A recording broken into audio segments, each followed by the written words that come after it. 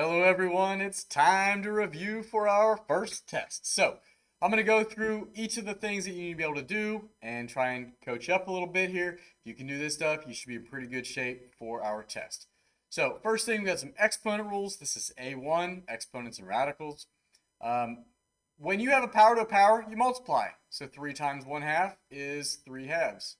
And 6 times 1/2 is 3. So that's it. That's all I can do. You can't simplify this, at least not in a way we're going to if it's an exponent, so we're good. This is all multiplication, the second one. These parentheses don't really mean anything. You can just imagine that they're not there and you're multiplying. So the coefficient is 3. 3's out front. Now, I'm going to put them in different orders. So that's 2/3 and 1/3. And then B is to the 3/4 and B is to the 5/4. So all I'm doing is writing them in a different order. I haven't simplified anything yet. I just want you to realize we're just multiplying, so I can change the order. 3's out front, that's going to be 3. Now, when you have two powers and they have the same base, when you multiply, you're going to add their exponents. So 2/3 plus 1/3 is 1 whole. You don't really need to write that. You can just say A, but I'll write A to the first. And then 3/4 plus 5/4 is 8/4. 8/4 is 2 whole. So 3A, B squared is your answer. The next one, notice how the top is 1/3 and the bottom, or I'm sorry, the top is 1/2 and the bottom is 1/3. That means you can't like reduce the inside here. You can't simplify that because these aren't the same degree. What you can do is simplify the top if you remember that this is square root. So the square root of 64 is 8. And then I'll use my exponent rules. 6 times 1/2 is 3, and 8 times 1/2 is 4. 1/3 is cube root. The cube root of 8 is 2. And 3 times 1/3 is 1, so A to the first, and 6 times 1/3 is 2. I'm using my exponent rules, and now I'll continue to use my exponent rules. 8 divided by 2 is 4 whole. A cubed over A, one of them will cross out. You have 2 left in the top. 2, wait a minute, this is a B. I don't know why I said that. B to the 4th over B squared is B squared, also in the top. So 4A squared, B squared.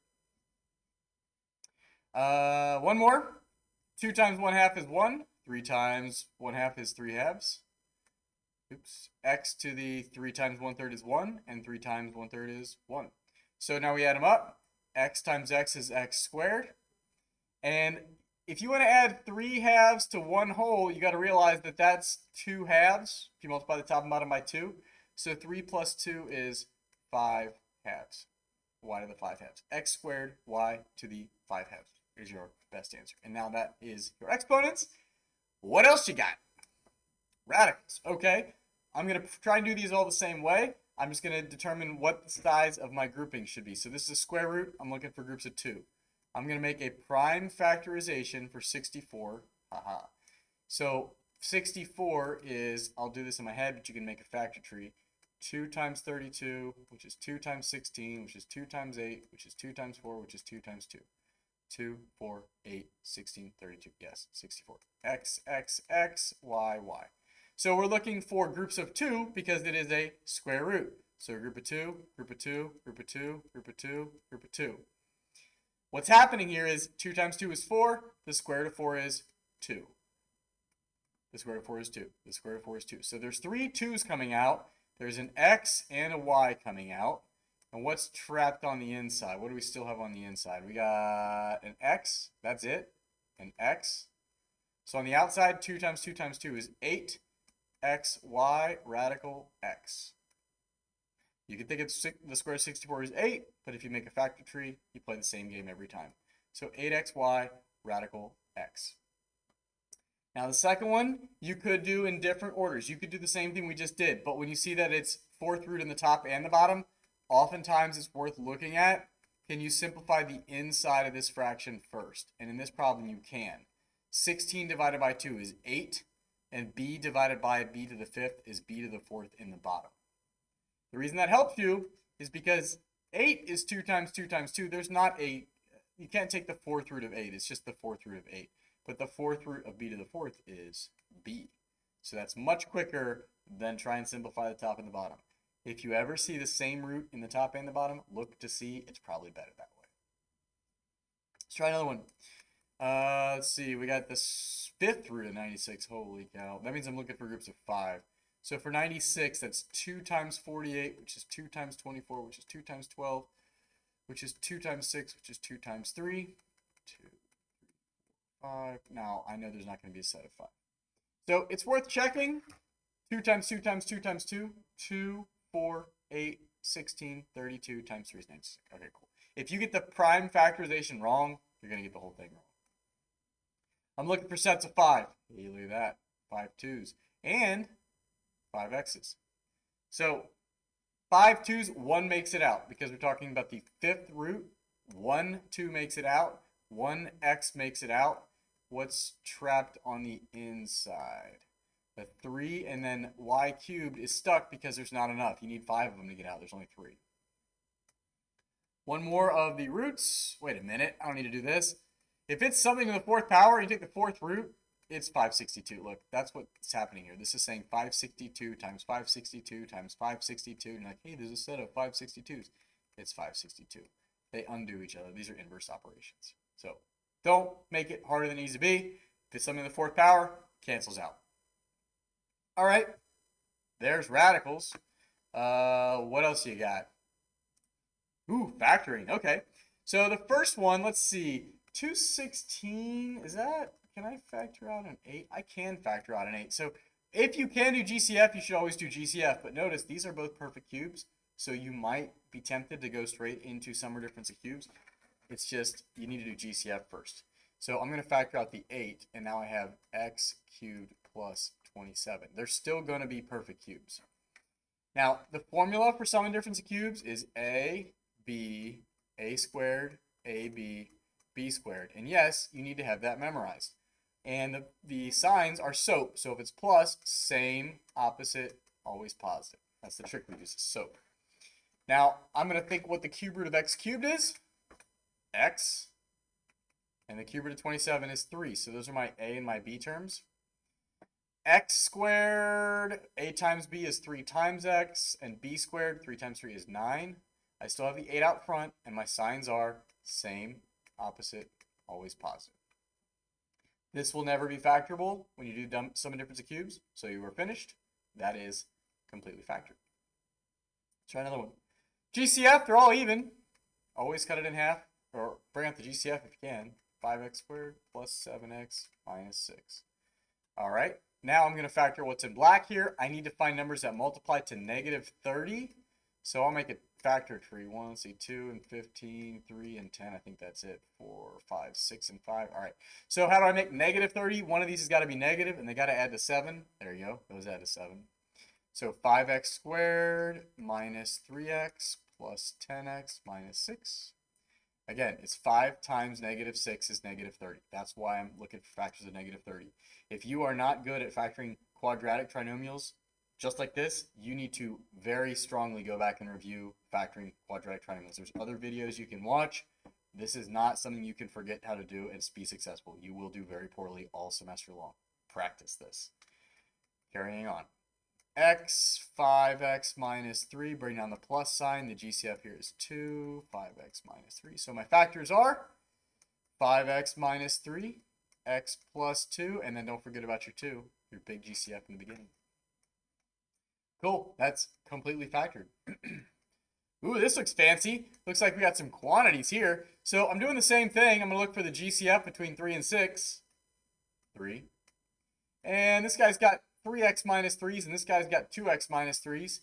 So I can only factor out 2 of them instead of, I can only factor out 2 because this guy has 3. You can only factor out 2, though, because this only has 2. And 1x plus 2. They both have 1x plus 2. He's got 2. He's got 1. That's my big GCF. What's left on the inside? So 3, I divided that out. I need another x minus 3, and I need another x plus 2. On the inside, I need, let's see, I factored out my x minus 3s. I need a 2, because 3 times 2 is 6, and this other stuff will come along for the ride. So now I just got to simplify the inside. I'm going to FOIL. X squared plus 2x minus 3x minus 6. X squared minus x, that's minus 4. And you should look to see if that's factorable, but does anything multiply to negative 4 and add to positive, or I'm sorry, negative 1? I don't think so. I think we're done. I think that's prime. It'd have to be 2 and 2. or 4 and 1, and that's not going to get -1. So that's it. That's completely factored. What else you got? Ooh, this is a big one. All right, so first, let's do, is there a big GCF? They're all even. All right, so I'll cut them all in half. Maybe that makes it a little better. X to the 5th minus 6x to the 4th plus 9x cubed minus 8x squared plus 48x minus 72. All right, so cut them all in half. Okay. Now, it's got 6 terms, so I'm going to factor by grouping, but I'm factoring, my grouping are going to be trinomials. So I'm going to find the GCF of the first 3 terms. That's x cubed, and then you have x squared minus 6x plus 9. Okay? Minus the GCF between those two is 8. And if you factor out an 8, you have x squared plus x squared plus 6x. And negative 72 divided by negative 8 is positive 9. Okay? So now I have x cubed minus 8 is one of my factors. X squared minus 6x plus 9 is my other factor. And then don't forget about the 2. And maybe we're done, but maybe we can keep going. And in this one, you can definitely keep going. Notice how these are not x to the first, which means we got to check. So I'll look at the first one. And I'm like, those are both perfect cubes. That's a difference of cubes. x2, x squared, 2x, 4. And then it's same, opposite, always positive. So that is difference of cubes. So I use my formula for difference of cubes. And now that part's factored. But now I still got to do x squared minus 6x plus 9. Let's see. Maybe I'll do it off to the side just so I have some space. If I factor that guy, that would be what multiplies to 9 and adds to negative 6. I think it's negative 3 and negative 3. Yeah. X minus 3, minus 3, x minus 3. Oh yeah, it's a perfect square. So x minus 3, I'll just write it as x minus 3 squared. And now I think I'm finished. Remember, when you do sum and difference of cubes, that trinomial will always be prime. So we are done with that. And then this I've already factored, so that is my completely factored form. The way the test is set up, I'm either going to give you one of these, and you're going to get to see the problems and decide. I'll give you one of these, or I'll give you basically this. So you'll do either this page or this page, and it's up to you. You can try the problems and see how you feel, but you're going to have a little bit of choose your own adventure here. We got modeling, spelled with 2 L's. I think it's okay either way. We got to first look at our picture here. We have 1, 2, 3, 4, 5, 6 X's and 2 L's. And this is a perimeter. We're talking about fencing. So the fencing, he has 1,200 feet of fencing. So 1,200 feet of fencing. And area is length times width, or length times height, or X in this problem.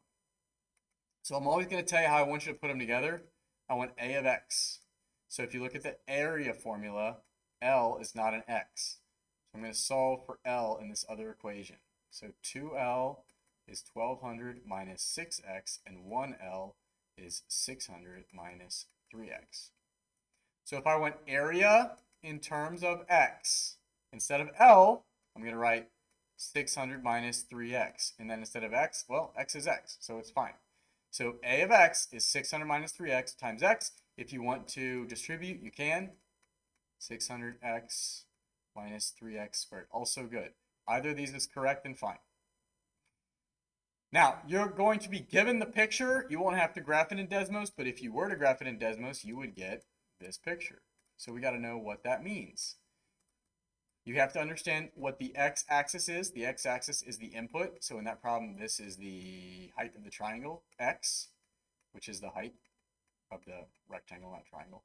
And the output is area.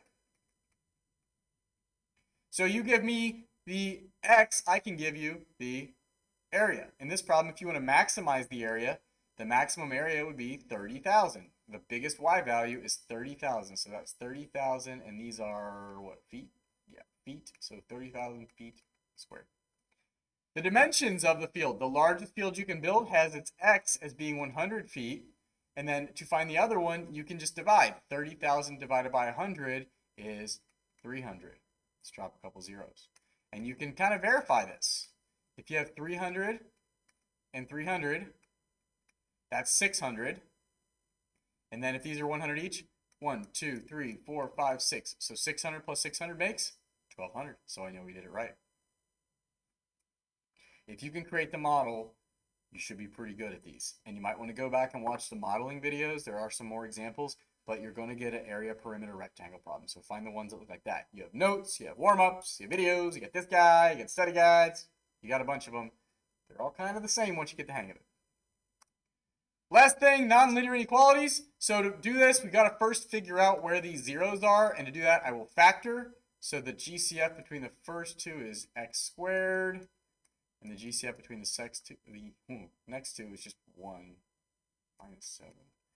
X squared minus 1, 3x minus 7, x plus 1, x minus 1, 3x minus 7. So where do these equal 0? These equal 0 at -1, +1, or if this was an equation, you would add 7 and divide by 3. So I'll label those on the x-axis, and since it's greater than or equal to, these are closed circles because they can actually, these work. 0 is greater than or equal to 0. And I'm going to label these so I know which one is which. This is -1, this is +1, and this is 7/3. Do those seem reasonable? -1, yes. +1, yes. 7/3 is 2 1/3. Okay, that looks good to me. All right, I know where it hits the x-axis. I want to know where it is greater than or equal to, so that's here or there.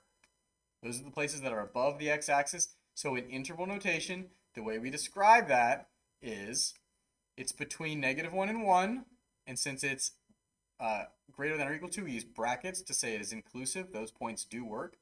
Union, the next time it happens, it's at 7/3, and we are describing the x value. The x is going to the right.